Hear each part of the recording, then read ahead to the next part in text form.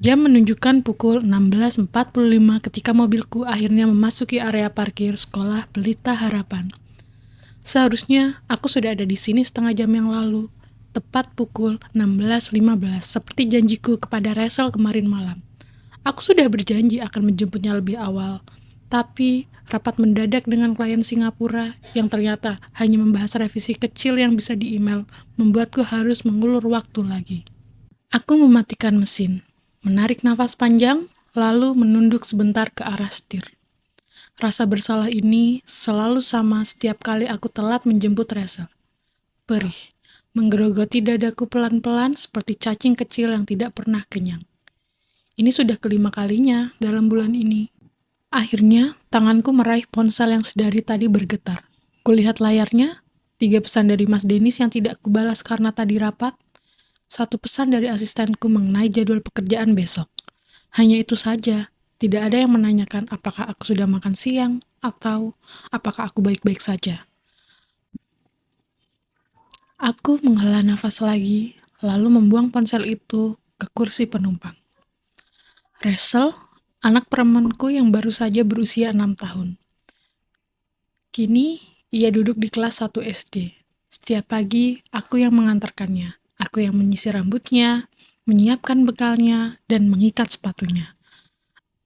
Aku yang mencium keningnya dan berkata, "Mama sayang Rachel, belajar yang rajin ya."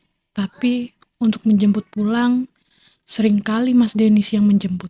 Atau kadang sopir, atau kadang aku sendiri yang telat seperti hari ini. Aku tidak mau seperti ini, tapi hidup tidak selalu menuruti keinginanku. Aku ingat pagi tadi,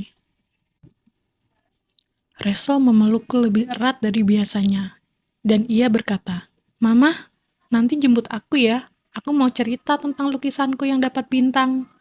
Aku mengangguk dan menepuk kepalanya. Dan aku pun berkata, "Mama janji." Tapi janji seorang ibu yang bekerja tidak pernah sekuat janji seorang ibu yang bisa ada di setiap saat. Janjiku selalu tergerogoti oleh rapat, deadline, dan klien yang tidak pernah puas.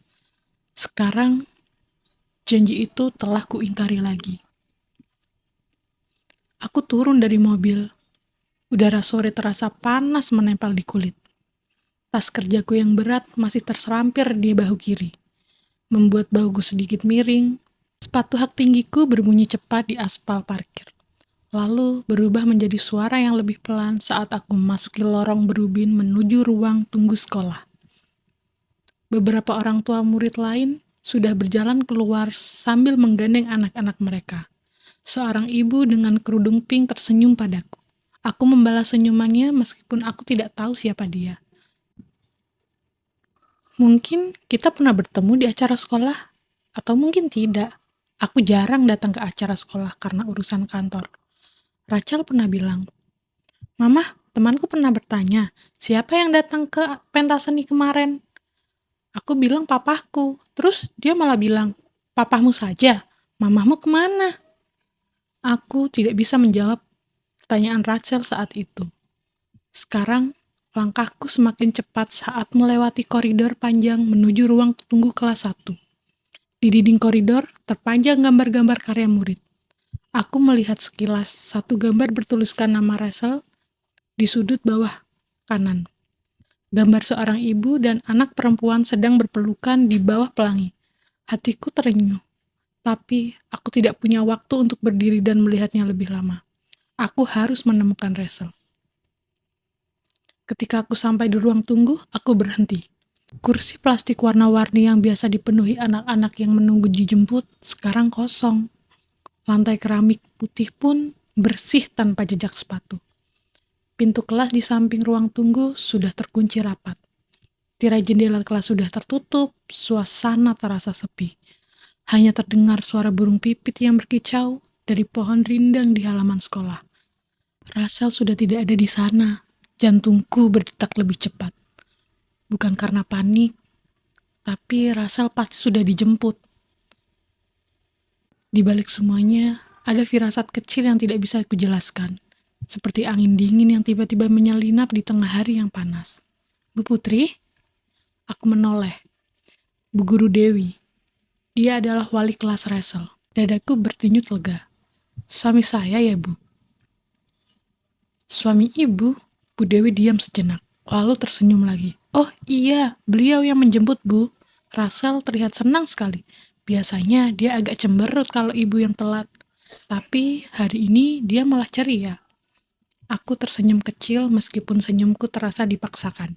Syukurlah, terima kasih ya, Bu. Sama-sama, Bu Putri. Oh iya, Bu.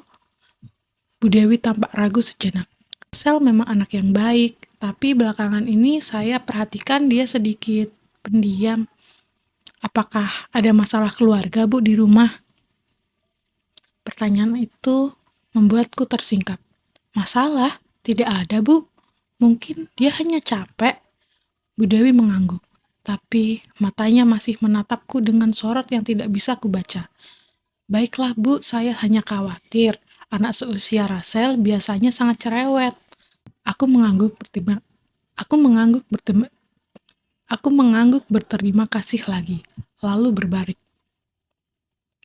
Selama perjalanan kembali di mobil, pikiranku melayang ke rumah. Aku membayangkan Rasel sedang bermain di rumah tengah, mungkin sambil menonton kartun favoritnya, Peppa Pig, seperti yang selalu ia tonton setiap sore. Aku membayangkan Mas Denis yang duduk di sampingnya sambil memegang ponsel. Sesekali ia melirik Rasel dengan senyum kecil. Tapi, mengapa rasanya ada yang tidak beres? Firasat itu kembali. Aku menggeleng keras. Mungkin aku terlalu lelah, atau mungkin ini hanya efek dari rapat panjang tadi yang membuat kepalaku pusing. Atau mungkin ini hanya rasa bersalah seorang ibu yang terlalu sering pulang larut, sehingga mencari-cari kesalahan, padahal semuanya baik-baik saja. Aku menyalakan mesin mobil dan melaju keluar dari area parkir. Di perjalanan pulang, aku sempat singgah ke toko kue langganan. Toko kecil di pinggir jalan yang menjual bolu coklat terenak seantero kota. Aku membeli satu kotak besar bolu kesukaan Resel dengan topping keju di atasnya. Aku ingin melihat senyumannya. Aku ingin mendengar ceritanya tentang lukisan yang dapat bintang. Aku ingin untuk satu malam ini menjadi ibu yang hadir sepenuhnya. Bukan sekedar suara di telepon ataupun ciuman selamat tidur di keningnya. Aku tidak tahu bahwa di rumah ada sesuatu yang menungguku. Sesuatu yang mengubah segalanya.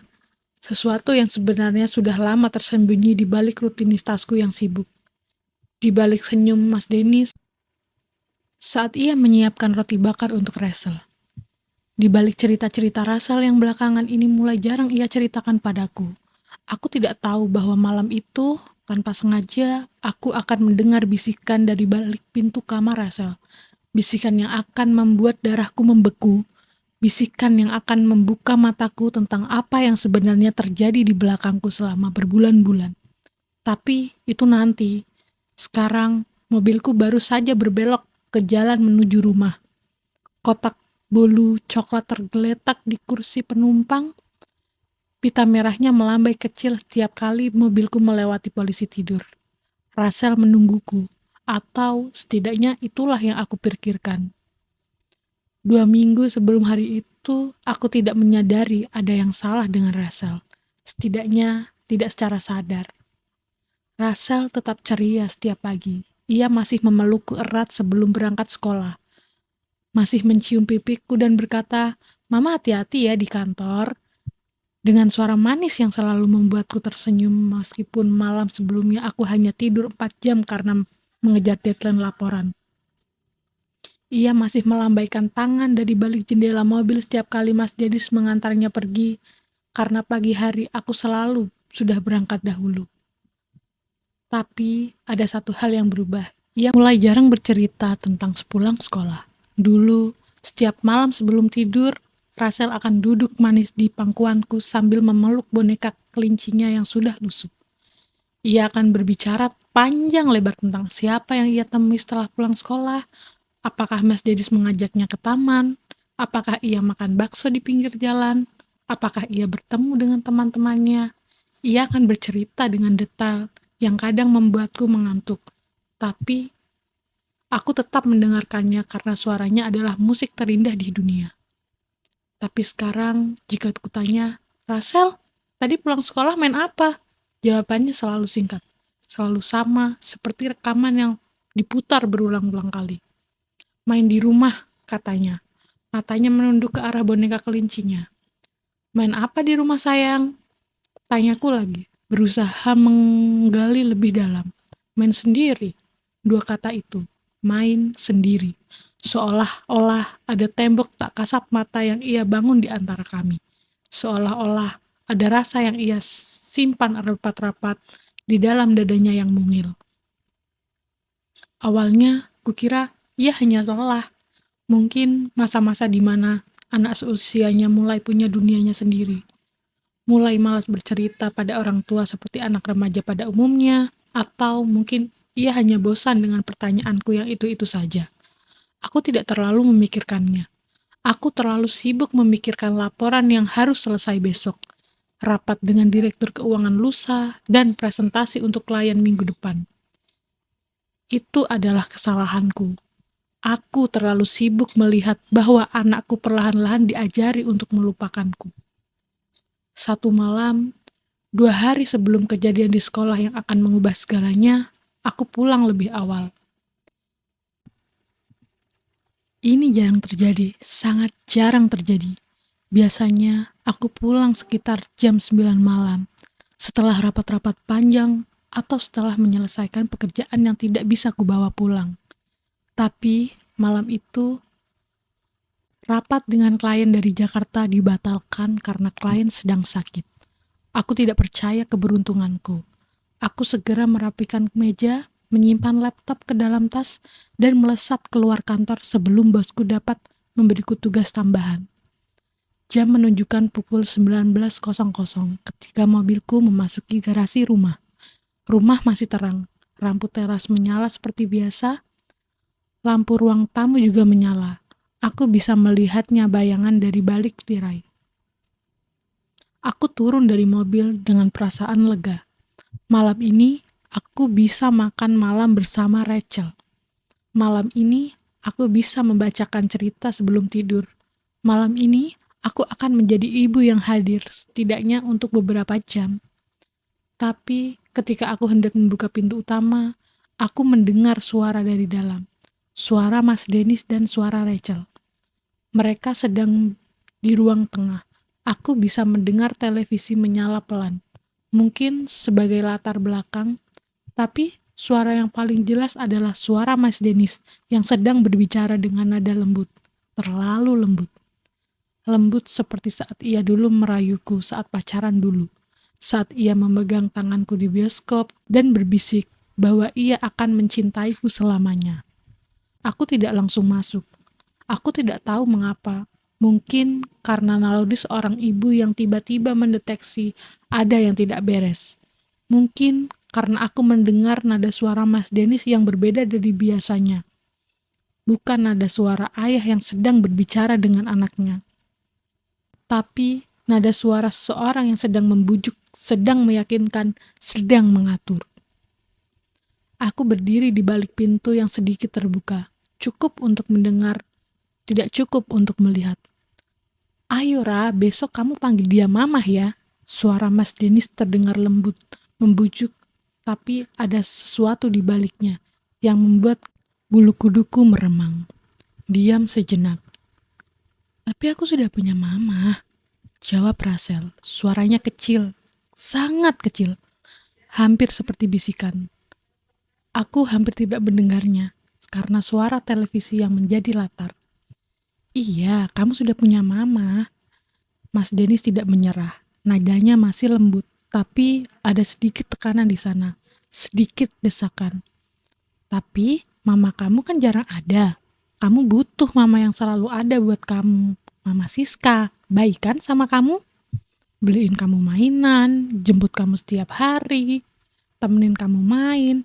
Mama Siska sayang banget sama kamu. Mama Siska. Aku belum pernah mendengar nama itu seumur hidupku. Tapi dadaku Sudah terasa seperti ditusuk benda tumpul berkali-kali. Nama seorang wanita. Nama seorang wanita yang disebut oleh suamiku di depan anakku sebagai mama. Aku menggigit bibirku hingga hampir berdarah. Tanganku yang memegang gagang pintu mulai bergetar. Tapi aku tidak masuk. Aku belum masuk. Kakiku terasa seperti terpaku di atas lantai. Rachel, suara Mas Dennis lagi. Kamu tidak usah bilang sama mama kamu ya. Ini rahasia kita berdua. Kamu kan anak papa yang paling pintar. Rahasia. Dia mengajari anak yang berusia 6 tahun untuk menyimpan rahasia dari ibunya sendiri. Darahku terasa mendidih. Tapi aku masih berdiri di sana, masih diam, masih mendengar. Kamu sayang papa kan? Tanya Mas Dennis. Iya, jawab Rachel. Suaranya semakin kecil, semakin ragu. Kalau sayang papa, kamu lakuin ya. Besok Mama Siska yang menjemput. Kamu panggil dia mama. Nanti papa belikan kamu boneka Barbie yang kamu mau. Yang warna pink kan, dengan gaun pesta panjang. Diam sejenak.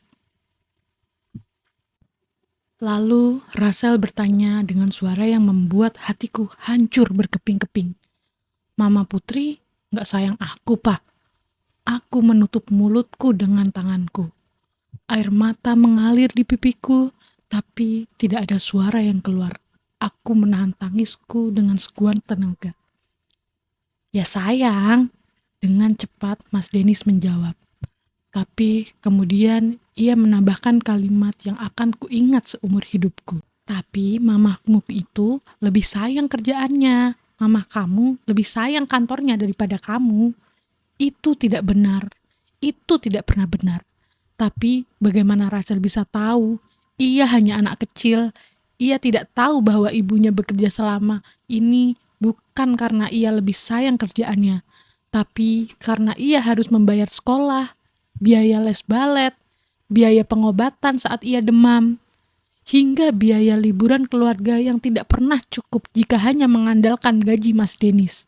Rachel tidak tahu semua itu.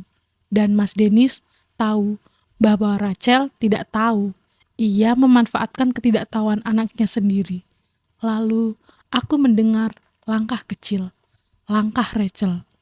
Ia berjalan menjauh dari Mas Dennis, mungkin menuju kamarnya, mungkin menuju kamar mandi, mungkin hanya ingin mengakhiri percakapan yang membuatnya tidak nyaman.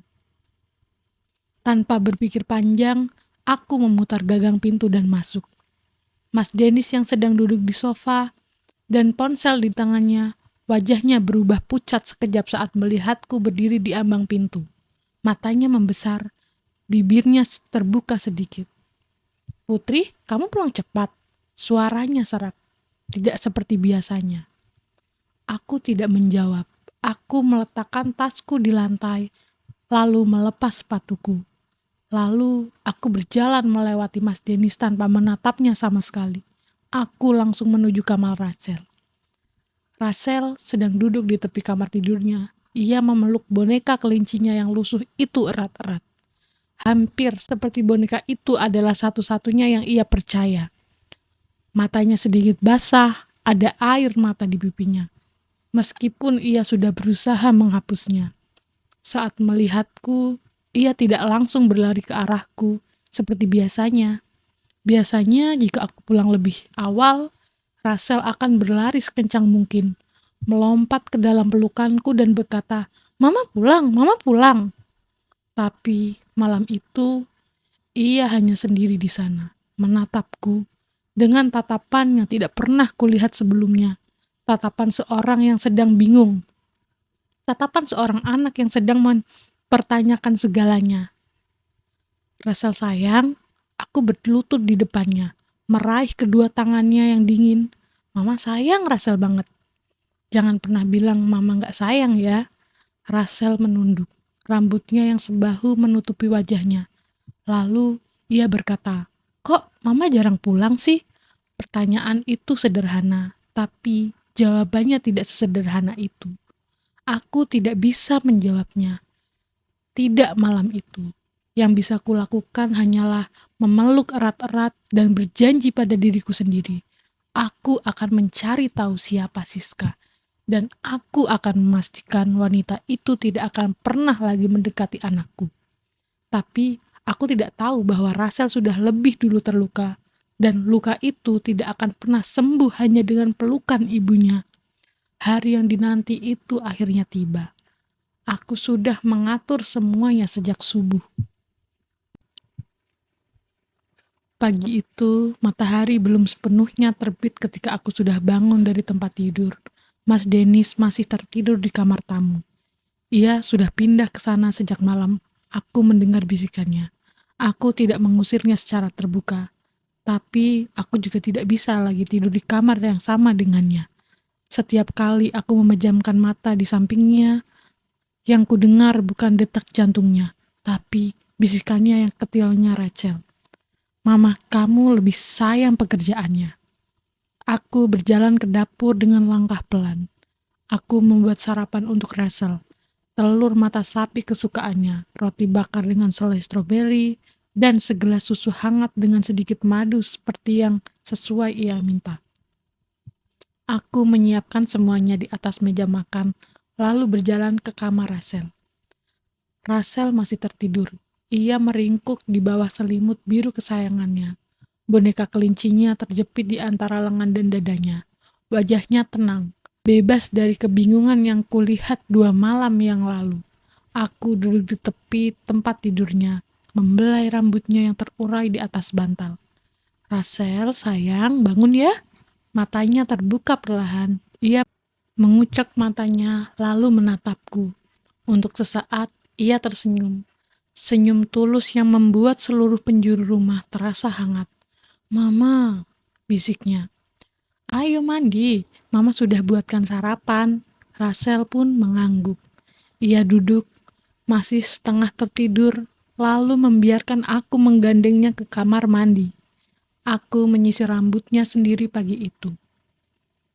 Lalu aku mengambil sisir di laci, duduk di belakang Rachel, dan mulai menyisir rambutnya yang panjang, hitam, dan halus.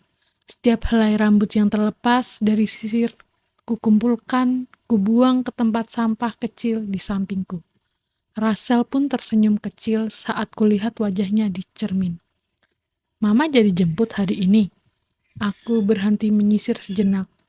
Mama sudah janji sayang. Janji itu akan kutepati, tapi tidak dengan cara yang Rachel duga. Setelah Rachel selesai mandi dan berpakaian, kami sarapan bersama. Hanya berdua, aku dan Rachel. Sementara itu, Mas Dennis masih di kamar tamu. Mungkin ia masih tidur, atau mungkin juga dia sudah bangun, tapi memilih untuk tidak keluar karena tidak ingin bertemu denganku. Aku tidak peduli. Meja makan pagi ini hanya untukku dan Rachel. Mama, lukisanku yang dapat bintang itu, Rachel mulai bercerita sambil mengunyah roti bakarnya. Iya sayang, Mama mau lihat ya nanti.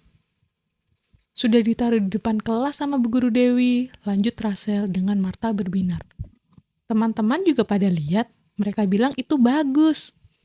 Memang bagus sayang, Mama bangga banget sama kamu. Rachel tersenyum lebar. Untuk sesaat aku lupa bahwa ada luka di antara kami. Untuk sesaat aku merasa seperti ibu yang sempurna. Setelah sarapan, aku mengantar Rachel ke sekolah seperti biasa. Aku mencium keningnya, mengikat sepatunya dan berkata, Mama sayang Rachel. Rachel lalu membalasnya. Rachel juga sayang Mama. Lalu ia turun dari mobil dan berjalan ke depan gerbang sekolah sambil melambaikan tangan. Aku pun melambaikan tangan dengan balik. Lalu aku memarkirkan mobilku di sudut parkir yang tersembunyi. Aku tidak pergi ke kantor. Aku sudah bicara dengan kepala sekolah sehari sebelumnya. Aku tidak cerita soal perselingkuhan. Menurutku, itu terlalu memalukan dan terlalu pribadi.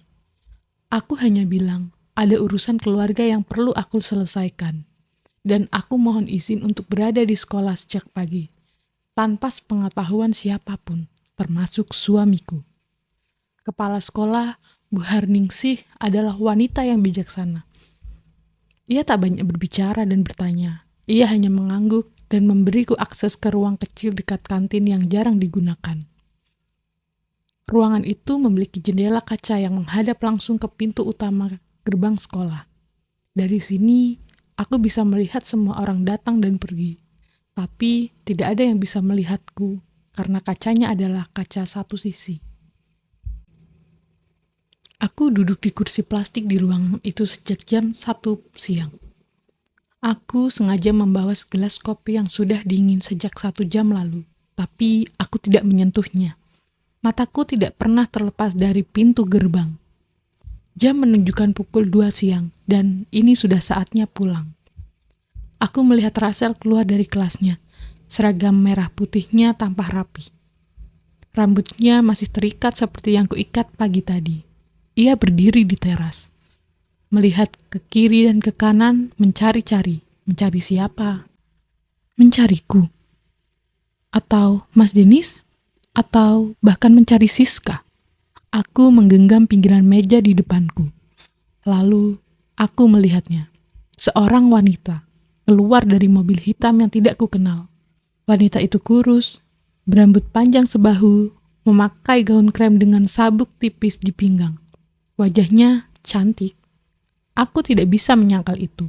Kulitnya putih, hidungnya mancung, senyumnya lebar. Ia berjalan ke arah Russell dengan percaya diri yang luar biasa. Seperti seorang artis yang berjalan di karpet merah. Seperti seorang ibu yang menjemput anaknya sendiri. Ia membungkuk di depan Russell. Lalu aku melihat bibirnya bergerak. Aku tidak bisa mendengar dari jarak ini. Tapi aku tahu persis apa yang ia katakan. Aku sudah menduga. Lalu Russell berkata sesuatu. Aku tidak bisa mendengar, tapi aku melihat Russell menggeleng 1 kali keras. Siska tidak menyerah. Ia mengulurkan tangannya, lalu menyentuh pundak Russell. Ia bahkan berjongkok sehingga wajahnya sejajar dengan Russell. Dan saat itulah aku berdiri.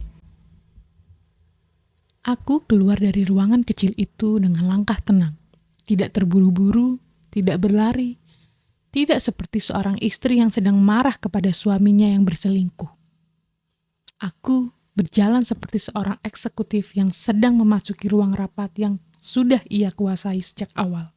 Kepala tegak, bahu lurus, mata menatap lurus ke depan. Setiap langkahku terukur. Tumit sepatu hakku berbunyi di atas keramik koridor yang mengkilap. Suara itu bergema pelan di antara dinding-dinding putih yang dihiasi poster bergambar dan tokoh kartun edukasi. Aku tidak membawa tas kerjaku hari ini. Aku sengaja meninggalkannya di dalam mobil, terkunci rapih di bagasi. Aku tidak ingin terlihat seperti ibu kantoran yang sedang berburu-buru. Aku ingin terlihat seperti ibu yang sedang datang untuk anaknya, karena memang itulah yang sedang aku lakukan. Kemeja putih lengan panjang yang aku kenakan tadi pagi juga masih rapih. Tidak ada kerutan meskipun aku sudah duduk di ruangan kecil itu selama hampir 1 jam. Celana bahan hitamku masih mengkilap di bagian lipatan. Penampilanku sederhana, rapi, tidak ada yang istimewa. Tapi mataku tidak pernah lepas dari Siska.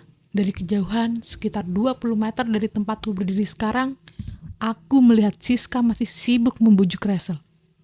Ia tak menyerah. Betapa uletnya wanita itu. Betapa percaya dirinya ia. Ia benar-benar mengira bahwa ia memiliki hak atas anakku. Ia benar-benar mengira bahwa kata mama yang ia paksakan akan diterima begitu saja oleh Russell. Siska berjongkok lagi. Ia sudah berkali-kali berjongkok dan berdiri selama beberapa menit terakhir, seolah ia sedang dalam sesi foto prewedding yang membutuhkan banyak variasi pose.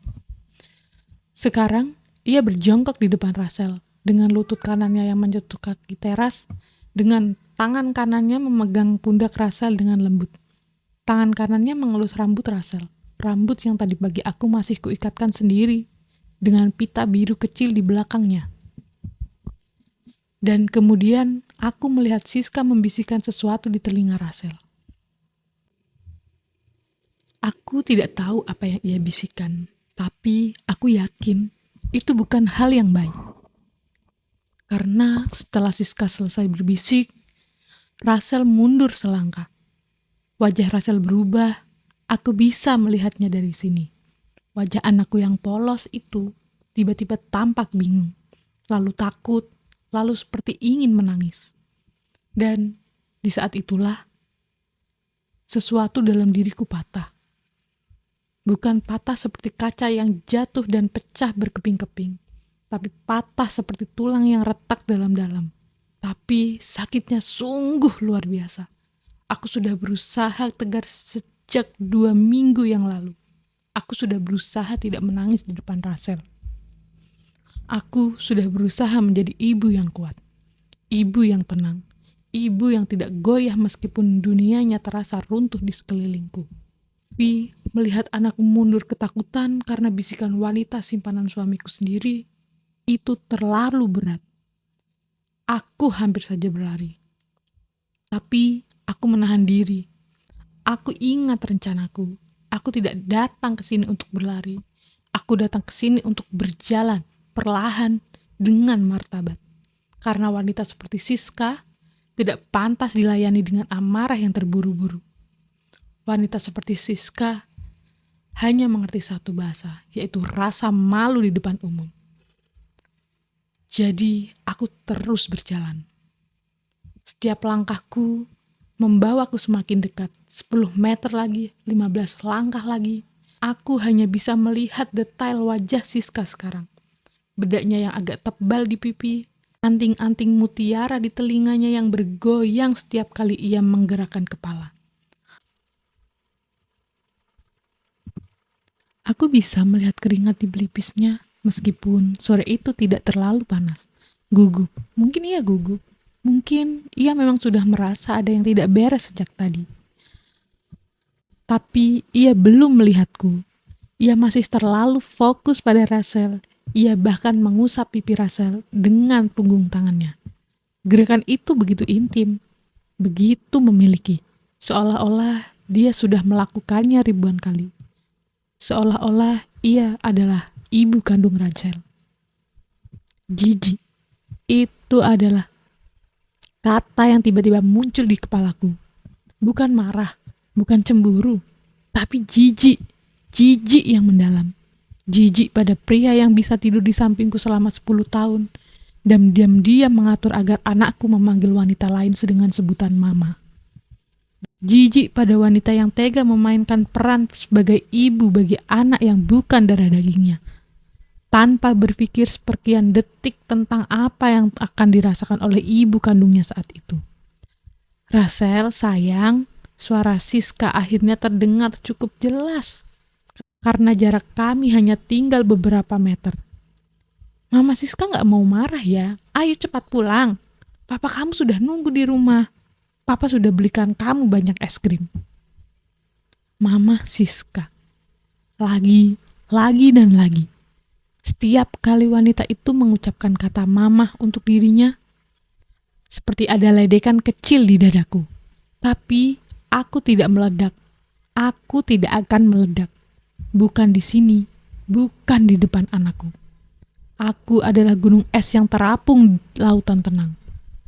Dingin, diam, masif, dan tidak akan pernah meleleh meskipun matahari menyinarinya sepanjang hari.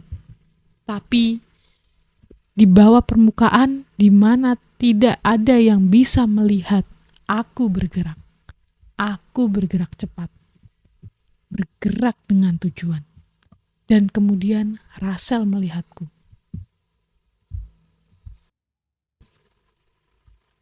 Matanya yang semula kosong dan penuh kebingungan tiba-tiba membesar. Ia menatapku di belakang Siska. Bibirnya yang sedari tadi mengerucut kini bergetar. Lalu tanpa suara. Hanya gerakan bibir yang nyaris tidak terlihat. Ia membentuk satu kata, Mama. Satu kata itu, satu kata yang selalu ia ucapkan setiap pagi. Satu kata yang selalu ia bisikan di tengah telingaku setiap malam sebelum tidur. Satu kata yang selama 2 minggu terakhir ini terasa begitu jauh dariku. Siska tak menangkap itu. Ia mengira Rachel memanggilnya. Iya sayang, ayo. Tapi Rachel menggeleng keras. Bukan, aku memanggil mama aku. Siska menoleh. Wajahnya berubah dalam sekejap. Dari senyuman lebar yang manis dan penuh percaya diri, kini menjadi pucat. Pucat seperti kain yang sudah dicuci berkali-kali. Matanya melebar hingga aku bisa melihat putih di sekeliling iris coklatnya. Mulutnya terbuka sedikit, seperti ikan yang baru saja dikeluarkan dari air dan sedang kehabisan oksigen. Tangannya yang kini tadi memundak. Tangannya yang tadi memegang pundak Rachel langsung jatuh ke samping, lemas seperti boneka yang talinya dipotong. Putri, suaranya hampir tidak terdengar. Tapi aku mendengarnya. Aku mendengar namaku diucapkan oleh mulut wanita yang selama berbulan-bulan tidur dengan suamiku. Aku tidak membahas sapaan itu. Aku tidak mengucapkan sepatah kata apapun. Aku hanya menatapnya, diam, lama, hingga Siska mulai gelisah. Mulai melirik ke kanan dan ke kiri, dan mulai menyadari bahwa orang tua murid yang sedang menunggu anak-anak mereka sudah memperhatikan adegan ini. Seorang bapak-bapak berkemeja batik menghentikan langkahnya di tengah lorong. Seorang ibu-ibu dengan 2 anak langsung mengerem dorongan kereta bayinya. Seorang guru muda yang sedang memegang tumpukan kertas berhenti mengobrol dengan temannya. Mata mereka semua tertuju pada kami. Siska mulai panik. Aku bisa melihatnya. Ia menggesek-gesekkan telapak tangannya ke rok kremnya yang sekarang tampak kusut di bagian pinggir. Ia menggigit bibir bawahnya. Matanya berkaca-kaca, tapi aku tidak yakin. Itu karena menyesal. Mungkin itu karena takut.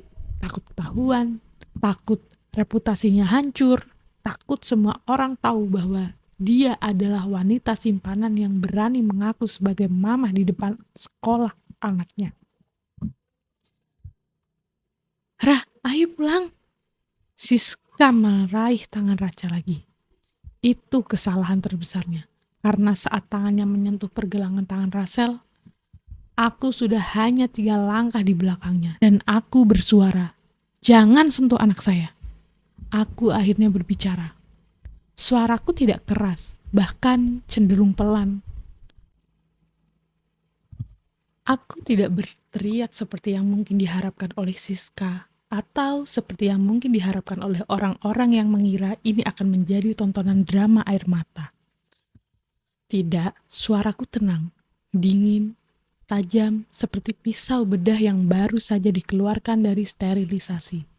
Bersih, presisi, dan siap memotong jaringan yang sakit tanpa membuang waktu. Tapi, meskipun suaraku tidak keras, ada sesuatu di dalamnya yang membuat semua orang di sekitar terdiam. Seketika, suara anak-anak yang berlari di halaman sekolah seolah mengecil. Suara burung pipit yang berkicau dari pohon rindang sekolah berhenti. Bahkan, angin sore yang sedari tadi berhembus pelan seolah ikut menahan nafas. Semua mata tertuju padaku, semua telinga mendengarkan. Siska melepaskan tangannya dari pergelangan Rachel, seolah tangannya terkena api. Ia tersentak. Bahunya naik turun cepat seperti orang yang baru saja lari 100 meter. Wajahnya yang tadi pucat, kini berubah menjadi merah. Merah karena malu, karena takut, karena marah, atau campuran dari semuanya. Bu, Putri, ini... Siska mulai berbicara. Suaranya terputus-putus. Apa? Potongku. Aku tidak memberinya waktu untuk bernafas. Aku tidak memberinya ruang untuk menyusun alibi. Aku sudah membiarkannya terlalu banyak ruang selama berbulan-bulan tanpa aku sadari. Sekarang giliranku yang berbicara. Cuman salah paham. Lanjutku. Cuman kebetulan. Cuman karena kamu baik hati mau jemput anak orang. Cuman karena kamu merasa iba melihat anak kecil ini tidak pernah dijemput oleh ibunya. Cuman karena Putri, aku nggak. Cuman karena kamu ngaku mamahnya Resel. Aku menyelesaikan kalimatku dengan nada yang sedikit lebih tajam. Kamu pikir kamu mamahnya Resel? Siska terdiam, mulutnya terbuka, tapi tidak ada suara yang keluar. Ia seperti patung di tengah teras sekolah. Matanya berkaca-kaca, tangannya bergetar di samping tubuhnya. Aku melangkah maju 1 langkah. Hanya 1, tapi Siska mundur 2 langkah. Ia hampir menabrak kursi plastik di belakangnya. Beraninya kamu panggil dirimu mama di depan anakku, kataku. Suaraku masih tenang, tetapi setiap kata terasa seperti batu yang dijatuhkan ke permukaan air yang tenang. Bergetar, bergelombang, dan tidak bisa ditarik kembali. Kau pegang tangan anakku, kau paksa dia memanggilmu mama. Kamu lakukan itu semua di depan umum, di sekolahnya, di tempat yang seharusnya aman untuk dia. Aku berhenti sejenak. Aku menarik nafas, bukan karena aku kehabisan kata-kata, tapi karena aku ingin kata-kataku berikutnya memiliki berat yang cukup untuk menghancurkan seluruh pertahanan yang mungkin masih ia miliki. Kamu tahu apa yang paling menyedihkan, Siska? Aku menggunakan namanya untuk pertama kalinya. Bukan karena kamu selingkuh dengan suamiku, bukan karena kau tega merusak rumah tangga orang, tapi karena kau tega melibatkan anak kecil dalam kehancuran moralmu sendiri. Siska menggigit bibirnya. Aku melihat air matanya mulai mengalir di pipinya.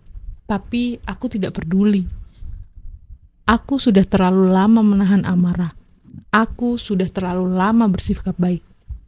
Aku sudah terlalu lama menjadi istri yang pengertian yang selalu memberi suami kedua. Aku sudah terlalu lama menjadi istri.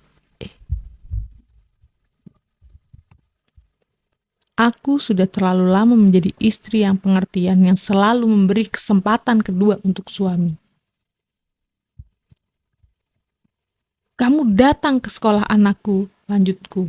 Sekolahnya, tempat yang seharusnya aman untuk dia, tempat di mana dia seharusnya belajar, bermain, dan tumbuh tanpa beban.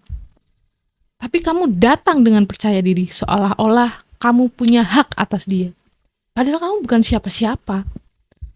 Putri, Mas Denis yang memintaku, ucap Siska yang membela dirinya. Mas Denis itu suamiku, Siska, dan Rasel anak kami, bukan anakmu. Potongku cepat. Aku tidak akan membiarkan ia menyelesaikan kalimat itu. Dan urusan aku dengan suamiku adalah urusanku di dalam rumah. Itu urusan pernikahan, itu urusan antara aku, dia, dan pengadilan nanti jika perlu. Tapi kamu datang ke wilayah anakku. Itu beda, Siska. Aku menatapnya lurus ke mata. Siska menunduk. Anakku tidak pernah memintamu menjadi mamahnya, kataku. Anakku tidak pernah mengundangmu ke sekolahnya. Anakku tidak pernah menganggapmu sebagai siapapun selain orang yang asing yang tiba-tiba muncul dan memaksanya untuk memanggilmu mama. Jadi, jangan pernah kamu sentuh anak saya lagi. Apakah itu jelas? Siska mengangguk pelan. Air matanya semakin deras. Tapi aku belum selesai. Aku berbalik sejenak ke arah guru yang berdiri di dekat pintu kelas. Bu Dewi. Ia berdiri di sana. Wajahnya pucat mendengar semua yang aku katakan. Ia tak menyangka. Tak ada yang menyangka. Bu Guru, tolong panggilkan satpam. Bu Dewi terkejut. Matanya membesar. Bu Putri, apa ini perlu? Tolong, Bu, potongku. Nadanya tidak memohon. Tapi ini perintah halus yang tidak bisa ditolak. Bu Dewi mengangguk cepat. Ia berlari menuju pos satpam di dekat gerbang utama. Beberapa detik kemudian, 2 orang satpam datang dengan langkah tegap. Mereka berdiri di sampingku, menunggu instruksi. Keduanya tampak sedikit bingung. Mungkin karena ia tidak biasa menangani kasus seperti ini. Atau mungkin karena mereka tidak yakin siapa yang benar dan siapa yang salah. Tapi aku membuat mereka yakin.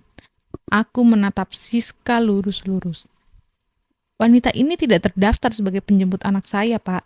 Dia tidak izin dengan saya sebagai ibu kandung. Dia memaksa anak saya memanggilnya mama tanpa sepengetahuan saya. Tolong antar dia keluar dari sekolah ini. Putri! Suara Siska meninggi. Untuk pertama kalinya, ia menunjukkan emosi selain ketakutan. Matanya melotot, tangannya mengepal. Kamu keterlaluan, aku di sini karena... Aku tersenyum kecil. Senyum yang tidak sampai ke mata. Keterlaluan? Aku keterlaluan? Aku melangkah maju 1 langkah lagi. Sekarang jarak kami hanya 1 meter. Kamu yang merebut suami orang, kataku. Kamu yang mengajari suamiku untuk melawan istrinya. Kamu yang membiarkan dia menghabiskan uang yang seharusnya untuk anakku, malah untuk membelikanmu tas, sepatu, dan parfum. Dan yang paling parah, kamu ikut campur dalam hubunganku dengan anakku. Aku berhenti menatapnya. Dan aku yang keterlaluan. 1 satpam meraih lengan Siska. Tidak keras, tapi tegas. Siska berontak. Lepasin, aku kenal sama kepala sekolah. Aku kenal sama Bu Harningsih. Bu Harningsih sudah tahu, potongku dingin. Dan beliau sudah memberi saya izin untuk melakukan ini. Itu bohong. Sebenarnya aku hanya bilang ada urusan keluarga. Tapi Siska tidak perlu tahu itu. Wajah Siska hancur. Ia benar-benar hancur. Air matanya bukan lagi air mata kesedihan atau kemarahan. Itu air mata kekalahan. Satpam mulai menyeret keluar. Sepatu hak Siska menggesek lantai keramik dengan suara keras dan tidak enak didengar. Beberapa orang tua murid mulai merekam dengan ponsel mereka. Seorang ibu-ibu bertumbuh tambun bahkan berteriak, "Itu loh perebut laki orang," dan Siska semakin merah padam. Tapi aku belum selesai, karena di saat yang sama, saat Siska hampir mencapai gerbang, aku melihat sebuah mobil masuk ke area parkir. Mobil hitam dengan plat nomor B123 Kaset. Plat nomor yang sangat kukenal. Karena setiap pagi aku melihatnya di garasi rumahku. Itu mobil Mas Denis. Ia turun dengan tergesa-gesa, bahkan lupa mematikan mesin. Wajahnya pucat. Ia melihat Siska yang sedang diseret satpam keluar gerbang. Ia melihat Rachel berdiri di sampingku, sembari memeluk pinggangku erat-erat. Ia melihat semua orang tua murid menatapnya dengan sorot yang tidak ramah. Ia berjalan mendekat. Cepat, langkahnya tidak stabil. Putri, ini cuman... Aku belum bicara denganmu, Mas, kataku. Aku menatapnya dengan dingin. Tidak di sini, tidak di depan anakku. Nanti, di rumah. Sementara itu, Rachel tidak melepaskan pelukannya sedikit pun. Aku merasakan tubuh kecilnya yang bergetar. Rachel gak mau punya mama lain, bisik Rachel di depan dadaku. Dan disitulah untuk pertama kalinya sejak 2 minggu yang lalu, air mataku jatuh. Mas Denis berjalan mendekat. Langkahnya ragu, tidak seperti biasanya yang tegas dan penuh otoritas. Biasanya ketika ia berjalan di ruang rapat atau di depan klien-kliennya, ia melangkah seperti raja kecil yang tahu bahwa semua mata tertuju padanya. Tapi sore itu, di teras sekolah Pelita Harapan, dengan puluhan mata yang masih menatapnya dari berbagai sudut, ia berjalan seperti orang yang baru saja kehilangan pijakan.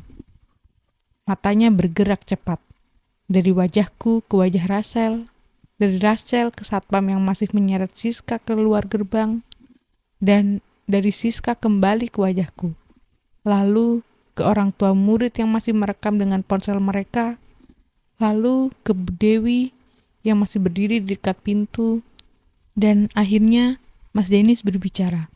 Putri, ini tidak seperti yang kau pikirkan. Nadanya berusaha tenang.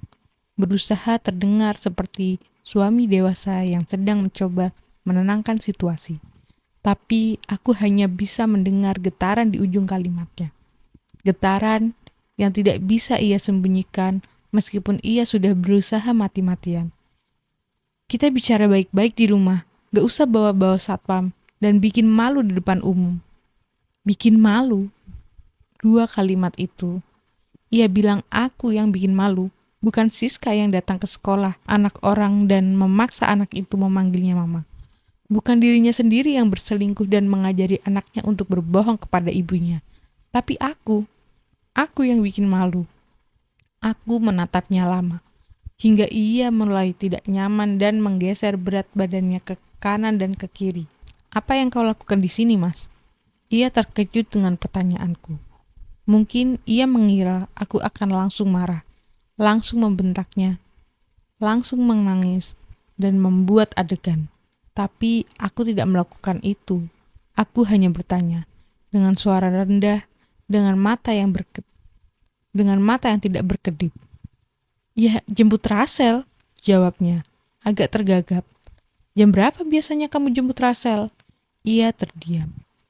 Ia tahu, aku tahu jadwal jemputan Rasel. Setiap hari, Rasel pulang pukul 2 siang. Sekarang, sudah pukul 2:45. Ia datang terlambat. Atau, mungkin ia sengaja datang terlambat agar Siska punya waktu lebih lama bersama Rasel. Kamu tahu, Mas, lanjutku. Sejak kapan Siska mulai menjemput Rasel? Sejak kapan kamu memberi dia akses ke anak kita? Sejak kapan kamu ajari Rasel untuk memanggilnya mama? Mas Dennis menggeleng cepat, terlalu cepat, seperti orang yang sedang berusaha meyakinkan dirinya sendiri. Bukan aku. Enggak, aku enggak pernah. Jangan bohong, aku di depan anakmu sendiri. Suaraku tidak keras, tapi Mas Dennis langsung membeku. Mulutnya ternganga, tangannya yang semula memegang kunci mobil, kini menggenggam erat-erat hingga buku-buku jarinya memutih. Aku dengar semuanya, Mas. Beberapa malam yang lalu, aku pulang lebih awal dan aku dengar kamu bilang ke Rasel. Kamu panggil dia mama ya? Kamu ingat? Kamu bilang seperti itu. Wajah Mas Dennis berubah. Dari yang pucat menjadi abu-abu. Abu-abu seperti langit sebelum badai. Bibirnya bergetar, matanya berkaca-kaca. Untuk pertama kalinya dalam 10 tahun pernikahan kami, aku melihatnya benar-benar ketakutan. Bukan takut ketahuan selingkuh, tapi takut karena ia sadar bahwa aku lebih dari yang ia kira. Putri, aku cuman apa? Aku mengangkat alis, gestur kecil yang selalu membuatnya gugup saat kami masih pacaran dulu. Kamu cuman bercanda. Kamu cuman mau mencoba membuat Rasel lebih nyaman. Kamu yang terlalu sibuk. Kalimat itu meledak dari mulutnya. Keras, frustasi, penuh dengan amarah yang selama ini mungkin ia pendam. Suaranya menggema di teras sekolah, membuat beberapa orang tua murid yang masih menonton semakin mendekat. Mas Dennis menarik nafas. Ia seolah sadar bahwa ia baru saja melempar bom ke tengah ruangan yang penuh dengan saksi. Tapi bom itu sudah meledak, tidak ada yang bisa menariknya kembali. Kamu yang terlalu sibuk, Putri. Kali ini dengan suara yang lebih rendah. Tapi nadanya masih tajam, masih menusuk. Rasel butuh ibu, aku juga butuh istri, tapi kamu selalu di kantor. Pagi-pagi sudah pergi, malam baru pulang. Rasel hampir nggak kenal sama kamu. Aku cuma cari jalan supaya Rasel punya figur ibu yang ada buat dia. Aku mendengar setiap katanya, setiap satu kata. Dan aku ingin tertawa. Aku benar-benar ingin tertawa terbahak-bahak di depannya. Di depan Siska yang masih setengah diseret satpam di gerbang. Di depan semua orang tua murid yang merekam. Tapi aku tidak tertawa. Aku hanya menggeleng pelan. Jadi kamu selingkuh, kataku. Kamu kenalkan wanita ini ke anak kita. Kamu suruh anak kita memanggilnya mama. Kamu bilang ke Rasel bahwa ibunya lebih sayang pekerjaannya daripada dia. Dan semua ini karena aku sibuk. Mas Dennis membuka mulutnya, tapi tidak ada suara yang keluar. Ia seperti ikan yang terdampar di pantai. Mulutnya terbuka dan menutup, tapi tidak ada yang membantu. Asal kamu tahu, Mas, lanjutku. Selama 5 tahun terakhir, siapa yang membayar cicilan rumah? Siapa yang membayar sekolah Rachel? Siapa yang membayar listrik, air, PBB, asuransi, dan semua tagihan yang datang setiap bulan, hah? Ia diam. Matanya menunduk ke lantai. Aku, jawabku sendiri. Gaji kamu habis buat apa? Aku gak pernah tanya, karena aku percaya, Mas, kamu bisa mengatur semuanya. Tapi ternyata gajimu habis buat Siska, ya kan? Mas Dennis tidak menjawab, tapi diamnya adalah jawaban. Dan yang paling menyakitkan, bukan perselingkuhanmu, kataku. Suaraku mulai bergetar. Aku tidak bisa menahannya lagi. Yang paling menyedihkan adalah kamu mengajari anakku untuk melupakan ibunya sendiri. Kau yang menjauhkan dia dariku.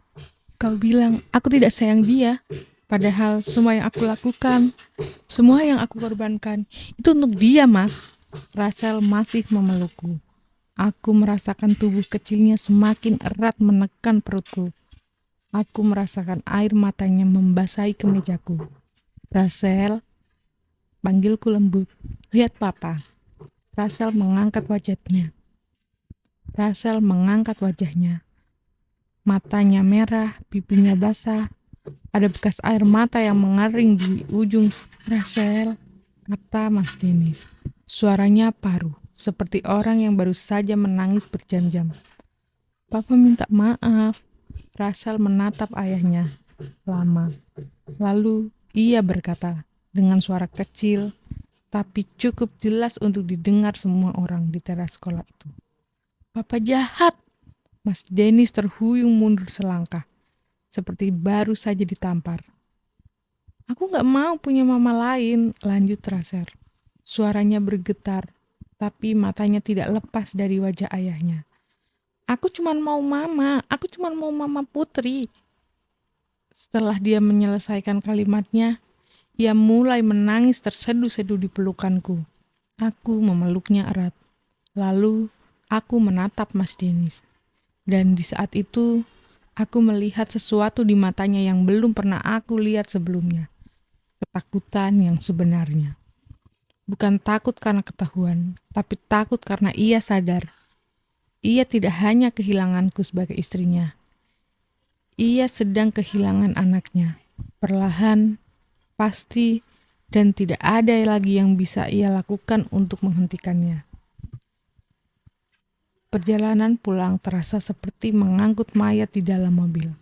Aku meninggalkan mobilku di sekolah karena Mas Dennis memaksaku untuk pulang bersama. Mungkin ia takut aku akan membawa Rachel pergi. Mas Dennis menyetir sendiri. Aku duduk di kursi penumpang dengan Rachel di pangkuanku. Biasanya Rachel duduk di kursi belakang dengan sabuk pengaman yang terpasang rapi. Tapi sore itu ia menolak dilepaskan. Ia memeluk leherku erat-erat. Wajahnya menempel di dadaku. Nafasnya naik turun tidak beraturan. Aku merasakan dadaku basah oleh air mata yang masih sesekali menetes. Sepanjang jalan tidak ada yang berbicara. Aku menatap keluar jendela. Pepohonan di sepanjang jalan tampak melaju cepat, berubah menjadi coretan hijau buram karena mataku yang mulai kabur. Aku tidak menangis, tidak lagi. Air mataku habis di teras sekolah tadi. Saat Rachel berkata, aku gak mau punya mama lain. Sejak saat itu, air mataku kering, seperti sumur yang sudah diekskavasi hingga dasar tanahnya yang keras.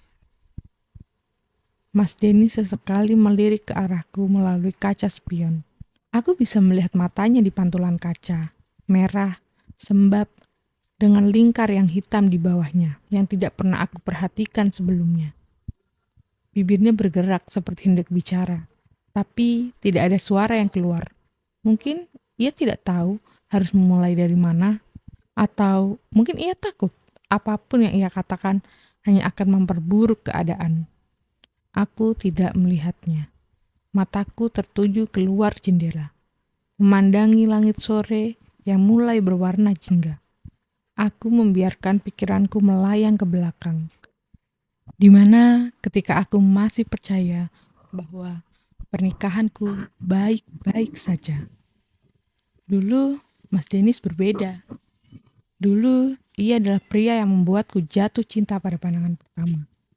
Itu terjadi di kafe kecil dekat kampus. Lebih dari 10 tahun yang lalu. Ia sedang memakai kemeja flanel merah kotak-kotak dengan kacamata bulat bergaya kutu buku. Ia membaca novel karya penulis favoritku sambil memegang cappuccino di tangan kanannya. Aku sedang sendirian, menunggu temanku yang telat datang. Aku melihatnya dari seberang meja, dan entah mengapa ia menatap balik. Ia tersenyum, dan aku pun tersipu. Ia mendekat, ia memperkenalkan diri, namanya Denis. Tapi ia minta dipanggil dengan sebutan Mas Denis, karena katanya terdengar lebih dewasa. Pada saat itu, ia adalah karyawan swasta dengan gaji pas-pasan di perusahaan logistik. Aku mahasiswa semester akhir yang sedang sibuk menyusun skripsi tentang analisis laporan keuangan. Ia cukup romantis. Ia suka menulis puisi untukku. Ia suka mengajakku berjalan kaki di malam hari tanpa tujuan, hanya berdua, hanya berbicara tentang mimpi-mimpi kecil. Ia pernah membelikanku setangkai mawar merah dari tukang kebun pinggir jalan, karena katanya bunga tidak perlu mahal untuk membuat seseorang tersenyum. Akhirnya, aku menikah dengannya karena aku percaya ia pria yang baik. Aku percaya ia akan menjadi ayah yang baik, dan aku percaya ia akan menjadi suami yang setia. Dan mungkin ia memang pria yang baik pada awalnya. Tapi kebaikan tidak selalu bertahan. Dan perselingkuhan tidak selalu lahir dari kebencian. Ia bisa lahir dari kelemahan, dari egoisme, dari ketidakmampuan seseorang untuk bertanggung jawab atas kekosongan dalam dirinya sendiri. Ia bisa lahir hanya karena seseorang merasa bosan, hanya karena seseorang merasa berhak, hanya karena seseorang lupa pada janjinya yang pernah diucapkan di depan penghulu dan keluarga. Mobil itu berhenti di depan rumah. Aku turun sambil menggendong Rachel. Rachel masih memelukku. Kepalanya bersandar di bahuku, matanya terpejam. Ia tidak tidur. Aku bisa merasakan nafasnya yang masih tersengkal-sengkal. Tapi ia tidak mau membuka matanya. Mungkin ia tidak ingin melihat ayahnya, atau mungkin ia tidak ingin melihat rumah yang sekarang terasa asing baginya. Mas Denis kini ikut turun. Ia berdiri di samping mobil, tidak bergerak mendekat. Ia memegang kunci mobil dengan kedua tangan di depan perutnya, seperti sedang berdoa, atau seperti sedang memegangi sesuatu agar tidak terjatuh. Aku membuka pintu rumah.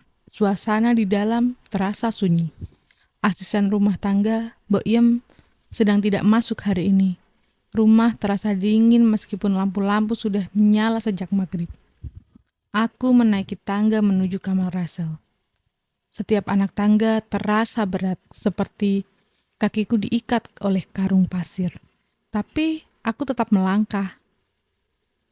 Rachel masih dalam gendonganku. Berat badannya yang 20 kg terasa seperti 200 kg hari ini.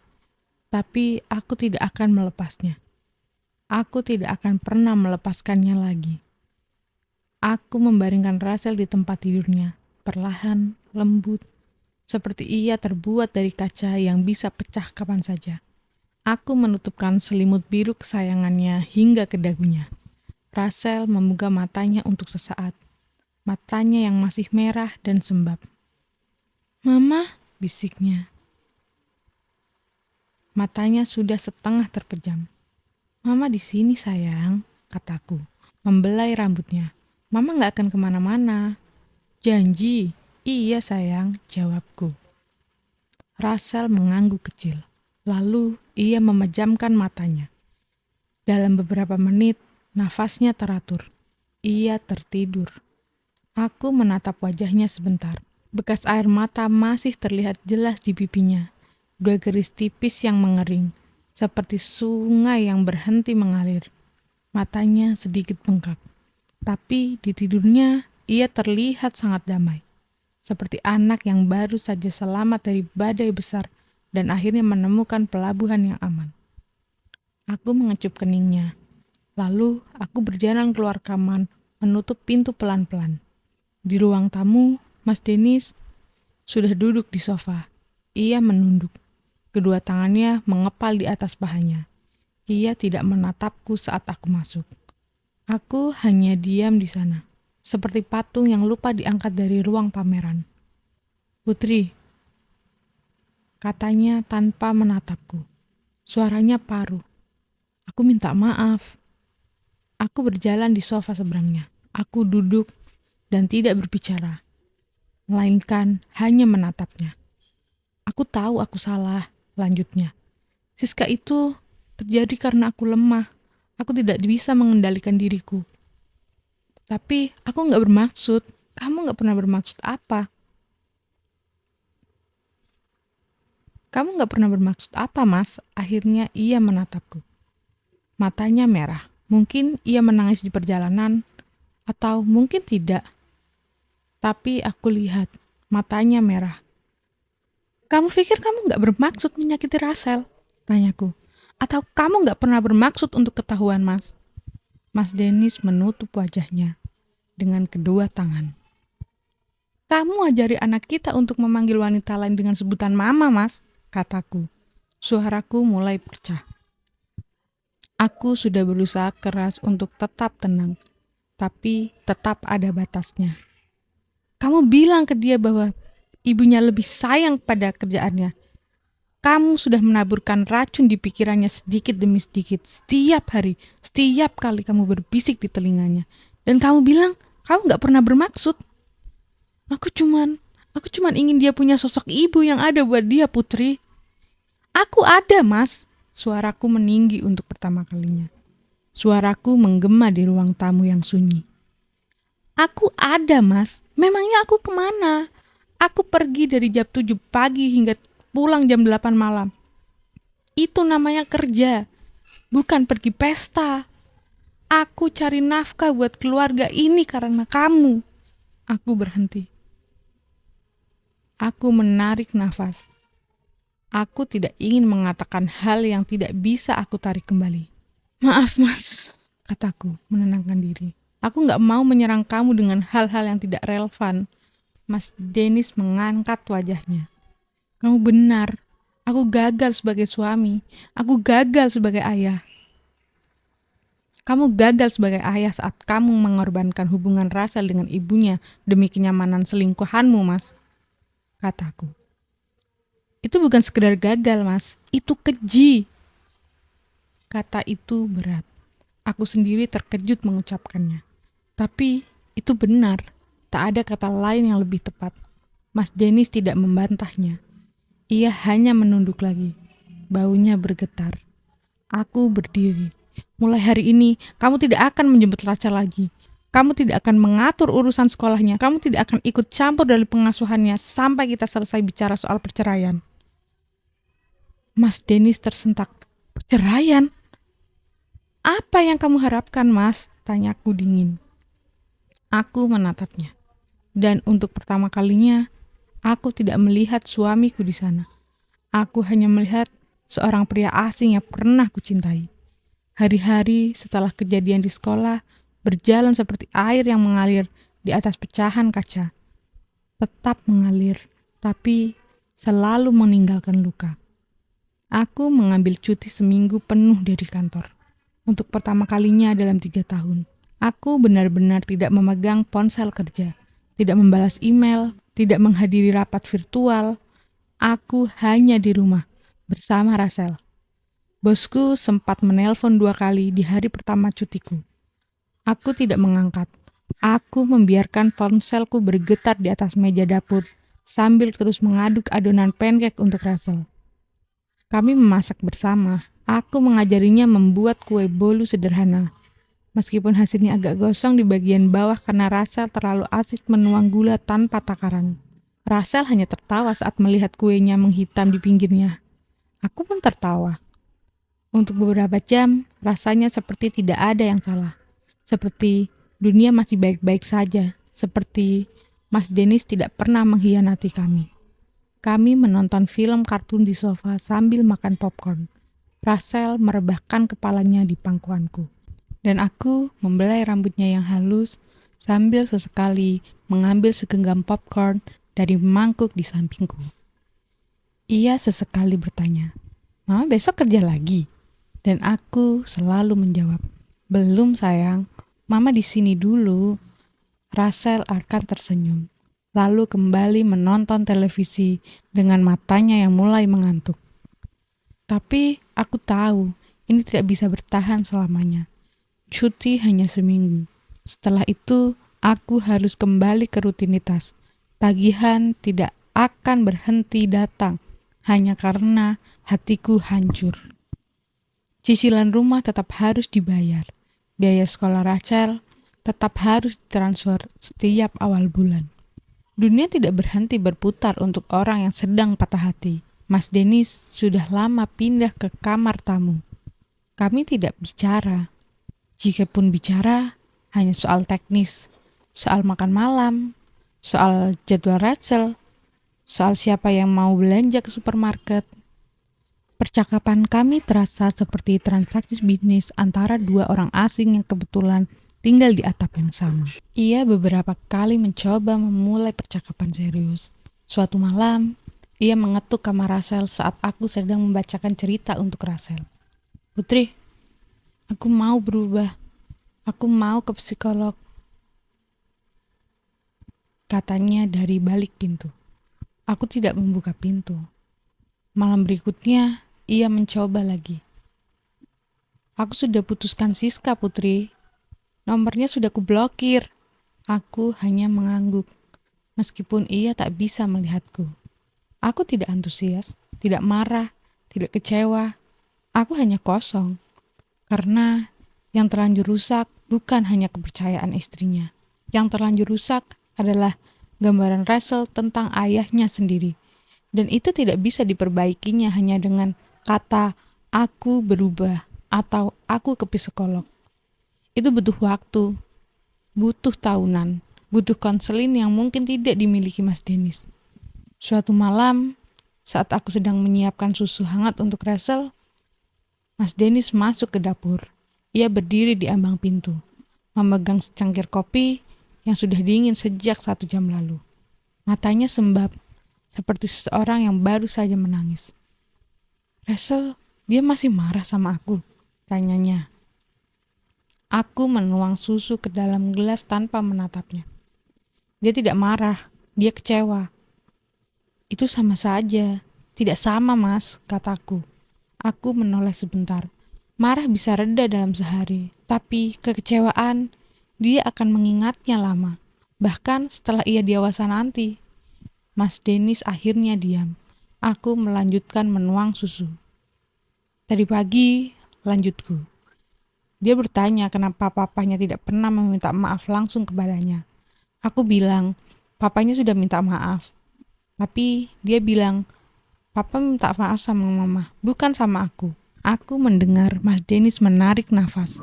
Lalu suara langkah kakinya mendekat. Aku akan bicara dengannya sekarang. Aku tidak menghentikannya. Aku hanya berdiri di dapur, memegang gelas susu yang masih hangat dan mendengarkan. Mas Dennis akhirnya masuk ke kamar Rachel. Rachel sedang duduk di tempat tidurnya dengan buku cerita di pangkuannya. Ia menatap ayahnya sebentar. Tatapan datar yang tidak biasa untuk anak seusianya. Lalu menunduk kembali ke bukunya. "Ra, papa minta maaf," kata Mas Dennis.